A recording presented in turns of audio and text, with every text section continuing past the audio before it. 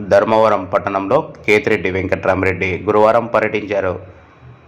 కేంద్ర ప్రభుత్వం తీసుకువచ్చిన వక్ఫ్ బోర్డు చట్ట సవరణ బిల్లుకు వ్యతిరేకంగా ముస్లింలు ధర్మవరం తహసీల్దార్ కార్యాలయం వద్ద చేస్తున్న రిలే దీక్షా శిబిరానికి గురువారం మధ్యాహ్నం కేతిరెడ్డి పాదయాత్రగా వచ్చి దీక్షా శిబిరంలో కూర్చొని వైకాపా తరపున తన మద్దతును తెలియపరిచారు.